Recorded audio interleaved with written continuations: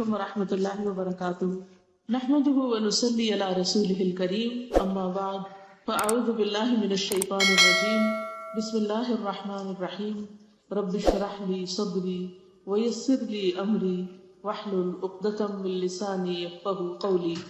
آج میں انشاءاللہ آپ لوگوں کے ساتھ خوشگوار زندگی کے کچھ اصول اس موضوع پر بات کروں گی۔ میری یہ گفتگو جو ہے یہ شیخ عبد الرحمن سعدی کی کتاب الوسائل المفیدہ للحیات السعیدہ پر بیسڈ ہے، بیس ٹو ہیپی لائف۔ ہم میں سے ہر شخص یہ چاہتا ہے کہ اسے خوشگوار زندگی نصیب ہو۔ ہر شخص کا یہی دل چاہتا ہے کہ وہ اچھی زندگی بسر کرے، مرد ہو یا عورت ہو، جوان ہو یا بوڑھا ہو، بچہ ہو، کسی ملک کا، کسی نسل، کسی رنگ کا ہو، لیکن ہر شخص کی تمنا یہی ہے کہ اس کی زندگی اچھی۔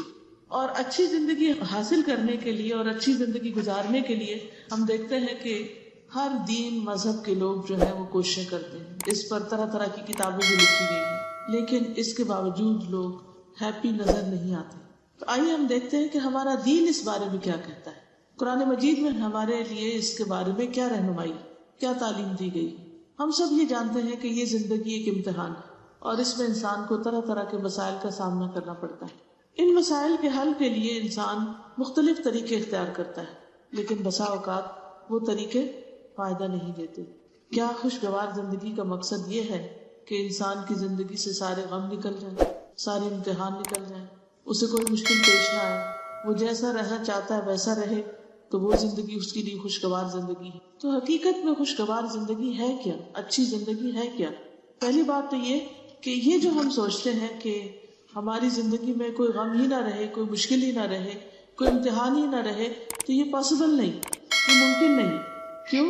اس لیے کہ اللہ سبحانہ وتعالیٰ نے قرآن مجید میں ہمیں بتا دیا ہے کہ وَلَنَبْلُوَنَّكُمْ بِشَيْءٍ مِّنَ الْخَوْفِ وَالْجُوعِ وَنَقْصٍ مِّنَ الْأَمْوَالِ وَالْأَنفُسِ وَالثَّمَرَاتِ، کہ ہم ضرور تمہیں آزمائیں گے، تمہارا امتحان لیں گے، تمہاری آزمائش کریں گے۔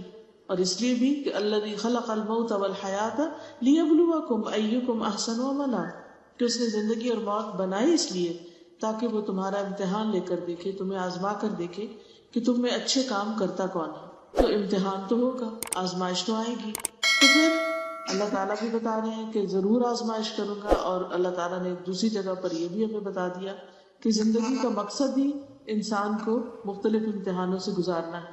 اور دوسری طرف ہم دیکھتے ہیں کہ اللہ تعالیٰ یہ بھی ہمیں بتاتے ہیں کہ من عمل صالحا من ذکر او انثی وهو مؤمن فلنحیینہ حیاتا طیبہ وَلَنَجْزِيَنَّهُمْ أَجْرَهُمْ بِأَحْسَنِ مَا كَانُوا يَعْمَلُونَ، کہ جو کوئی نیک عمل کرے گا، خواہ مرد ہو یا عورت ہو، بس وہ مومن ہو، تو ہم اسے ضرور اچھی زندگی بسر کروائیں گے۔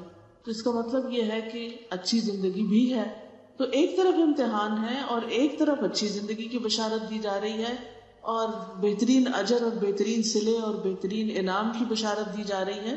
تو یہ دو چیزیں اکٹھی کیسے ہو سکتی، ان کو کیسے اکٹھا کیا جائے؟ تو بات یہ ہے کہ اچھی زندگی کا یہ مطلب نہیں کہ امتحان ختم ہوں گے، امتحان تو ہوں گے۔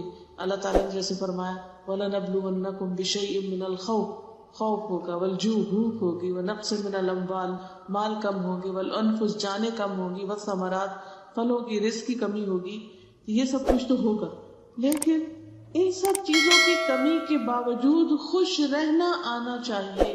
یہ ہے اصل ایمان، یہ ہے اصل خوشگوار زندگی، اور یہ نصیب نہیں ہوتی مگر اس کو جس کے اندر ایمان ہو، جس کے اندر نیک کاموں کی طلب ہو، کوشش اور ہمت ہو، اور وہ نیک کام کرتا رہے۔ تو یہ چیزیں انسان کو سکون عطا کرتی۔ یعنی اگر کسی شخص کے اندر ایمان ہے، تقویٰ ہے، اللہ کا ڈر ہے، تو پھر کیا ہوگا؟ اس کی زندگی طوفانوں میں بھی، اندھیروں میں بھی، مشکلات میں بھی، بیماری میں بھی، ہر پریشانی میں اس کی زندگی پرسکون ہوگی۔ تو سکون کا تعلق اگرچہ بیرونی ماحول سے ہوتا ہے، لیکن جب تک سکون اپنے دل کے اندر نہیں ہوتا، جب تک اطمینان اور چین انسان کے اپنے اندر نہیں ہوتا، اس وقت تک انسان کہیں بھی سکون نہیں پا سکتا۔ اگر سکون صرف باہر ہوتا تو آپ دیکھیے کہ جو لوگ بڑے بڑے محلات میں رہتے ہیں، دنیا کی ہر نعمت انہیں میسر ہے، پھر تو وہ سب سے زیادہ پرسکون ہوتے ہیں۔ جن کو دنیا میں سب سے زیادہ نیم اور فیم ملا، بڑے بڑے سیلیبریٹیز، بڑے بڑے فلم سٹارز اور بڑے بڑے مختلف فیلڈ سے تعلق رکھنے والے لوگ، جن کی قابلیت اور جن کی شہرت کا لوہا دنیا مانتی، پھر تو چاہیے تھا کہ وہ سب سے کامیاب لوگ ہوتے اور سب سے خوشحال لوگ ہوتے. لیکن اگر آپ انٹرنیٹ پر سرچ کریں، گوگل پہ جائیں اور دیکھیں کہ سب سے زیادہ خودکشی کن لوگوں نے کی، تو وہ آپ دیکھیں گے کہ غریب لوگوں نے نہیں کی، وہ بیمار لوگوں نے نہیں کی، وہ دنیاوی مشکلات میں پڑے ہوئے لوگوں نے نہیں کی کہ جن کو دنیا پوری طرح ملی نہیں تھی.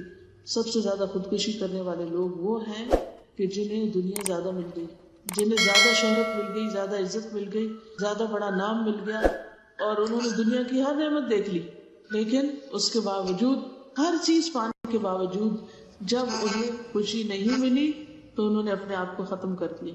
اور بڑے بڑے مشہور نام آپ کو ملیں گے کہ لوگ تمنا کرتے ہیں کہ ان جیسی زندگی ان کو ملے، لیکن حقیقت کیا ہوئی، اینڈ ریزلٹ کیا ہوا، انجام کیا ہوا کہ ان لوگوں نے اپنے آپ کو ہی ختم کر دیا، خود کو ہی قتل کر دیا. تو جو شخص ایک خوشگوار زندگی بسر کر رہا ہو، ہیپی لائف بسر کر رہا ہو، وہ خود کو قتل نہیں کرتا. یہاں یہ تو ہو سکتا ہے کہ اس کا دماغ چل جائے تو وہ خود کو ختم کر دے، لیکن حقیقت یہ ہے کہ خود کو ختم وہی کرتا ہے جو ڈپریشن کا شکار ہوتا ہے، جو غموں کا شکار ہوتا ہے، جس کے لیے جینے کی کوئی تمنا، آرزو اور کوئی چیز دنیا میں باقی نہیں رہتی. تو ایسا شخص پھر جینا ہی نہیں چاہتا. تو اس صورت میں انسان کو یہ سوچنا چاہیے کہ پھر اگر اللہ تعالیٰ نے وعدہ کیا ہے کہ میں ضرور اچھی زندگی بسر کراؤں گا، تو آخر وہ کیا چیز ہے جو اچھی زندگی کا باعث بنتی؟ تو وہ دو چیزیں ہیں جو بنیاد میں ہیں، اور وہ ہے ایمان اور عمل صالح. ایمان اور عمل صالح. تو بات یہ ہے کہ اگر ہم واقعی خوشگوار زندگی چاہتے ہیں تو اس کے لیے ہمیں اپنے ایمان کی تجدید کرنی ہے، اپنے ایمان کو بہترین بنانا ہے، اور پھر اس کے ساتھ ساتھ اچھے عمل کرنے ہوں گے. حقیقت یہ ہے کہ عمل صالح جو ہے، اچھے اعمال جو ہیں، وہ ایمان کا حصہ ہیں، they are part of ایمان. اور اس کے ساتھ ساتھ تاکید کے لیے ایمان اور عمل صالح دونوں قرآن مجید میں بارہا ایک جگہ پر بھی مینشن کیے گئے. تو اس لیے بہت ضروری ہے کہ ہم اپنے اپنے ایمان اور عمل صالح کا جائزہ لیں. رسول اللہ صلی اللہ علیہ وسلم نے مشکل آنے پر، تکلیف آنے پر مومن کا جو حال بتایا، اس سے پتہ چلتا ہے کہ اس کا ایمان کتنا ہے. نبی صلی اللہ علیہ وسلم نے فرمایا، عجبا لامر المؤمن ان امرہ کلہ لہ خیر. مومن کا معاملہ بھی بہت عجیب ہے، اور بے شک اس کا معاملہ سارے کا سارا خیر پر مبنی ہے، اس میں بھلائی ہی بھلائی ہے. ولیس ذلک لأحد الا للمؤمن. اور یہ چیز مومن کے سوا کسی اور کو نصیب ہی نہیں. اور وہ کیا ہے؟ ان اصابتہ سراء شکر فکان خیرا لہ وان اصابتہ ضراء صبر فکان خیرا لہ. کہ اگر اسے کوئی خوشی ملتی تو اس پر وہ شکر ادا کرتا ہے، نعمت ملتی تو اللہ تعالیٰ کے لیے شکر ادا کرتا ہے، اس پہ خوش ہوتا ہے، اللہ سے راضی ہوتا ہے، تو یہ اس کے حق میں بہتر ہو جاتا ہے.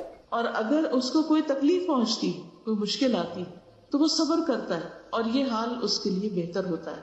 یعنی صبر کے ذریعے وہ اللہ تعالیٰ کی رضا حاصل کر لیتا ہے اور بہترین اجر پا لیتا ہے. انما یوفی الصابرون